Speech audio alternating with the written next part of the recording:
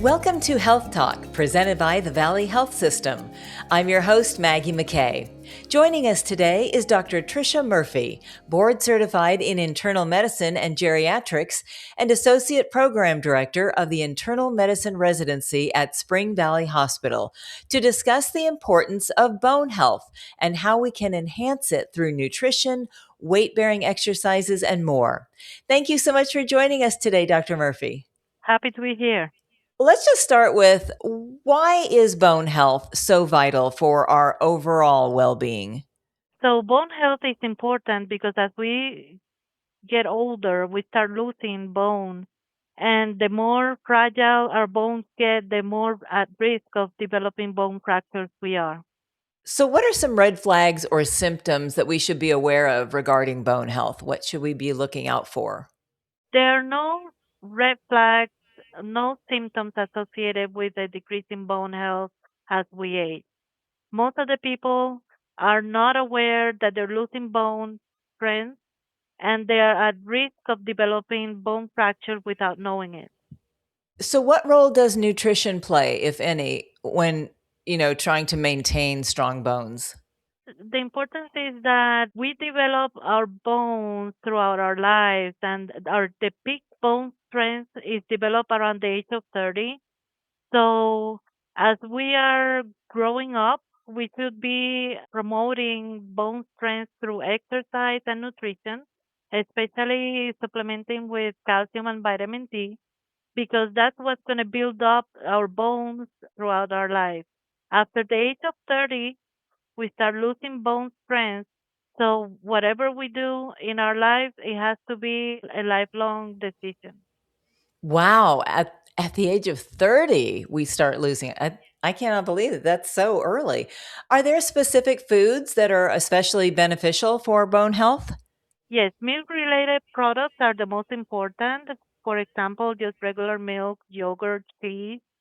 There are certain fish like sardines or salmons that are rich in calcium and are beneficial for the individual to eat on regular basis.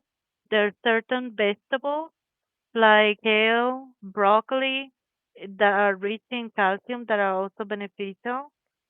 Some beverages are already fortified with calcium, such as soy milk, almond milk. Certain cereals are also fortified with calcium.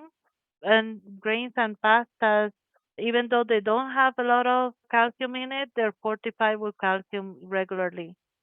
In addition to calcium, we're looking for foods that contain vitamin D, and most of the time, they're not intrinsically rich with vitamin D. So they're mostly supplemented with vitamin D. But fatty fish like trout, salmon, tuna, mackerel, they're rich in vitamin D. Beef liver, egg yolk are also rich in vitamin D. Some mushrooms and milk is also fortified with vitamin D, like soy milk, almond milk, and oat milk. Let's talk about weightlifting. Does that contribute to strengthening bones? Yes, definitely yes. The weightlifting helps strengthening the bone, and the usually recommended exercise is 2 to 3 days a week, and doing repetitions about 5 to 12 repetitions per set. And those sets should include at least 3 areas of major muscle.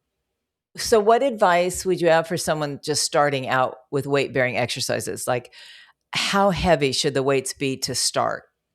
To start, the weight bearing exercises can be just walking. You can do jogging, you can do stair climbing, you can do cycling, you can do stepping. So you don't necessarily need to add weights to begin with when you're doing weight bearing exercises.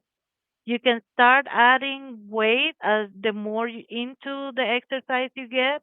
Your body is gonna get adjusted to your current level of exercise, and then you can continue to progress as your body tolerates it. So, you mentioned age affecting bone density and health, of course. So, if we eat, what you mentioned before, and lift weights or do weight bearing exercises, which is, I think, using your own weight. Is that what you're saying? That is correct. You can use your own weight with exercises like I mentioned, like walking, even Tai Chi, dancing, jogging. So, what about one's medical history or their family history? Does that play a part in bone health? Like if your mom had osteoporosis, are you definitely going to get it? There is an increased risk of having a family history of bone fracture, especially hip fractures. So if your mother or even your father, if they had a bone fracture associated with osteoporosis, you're at an increased risk for having osteoporosis yourself. So, these are really important tips to know if you do have family history of some sort. Are there any recent advancements in the field of bone health that you're excited about? In the field of bone health, the most important thing is that I think the take home message is that this is a lifelong commitment that you have to do with your bone health. So, lifestyle, exercises, nutrition are the most important factors in bone health for maintaining your bone strength. In closing, is there anything else you'd like to add?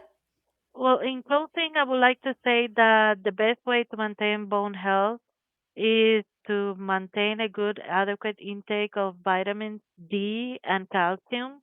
Also, lifelong participation in exercises that could be weight bearing exercises, resistance exercises, the use of weight, and balance exercises to improve your balance to prevent falls is very important.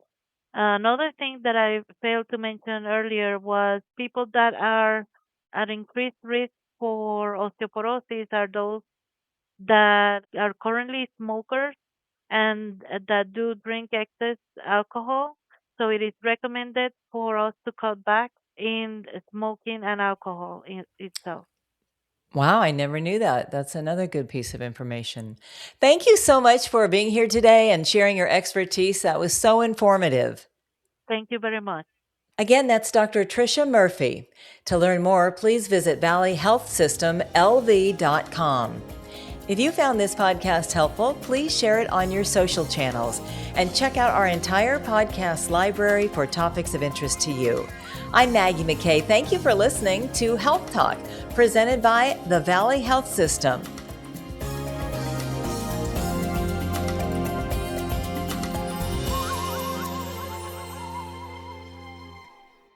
Physicians are independent practitioners who are not employees or agents of the Valley Health System.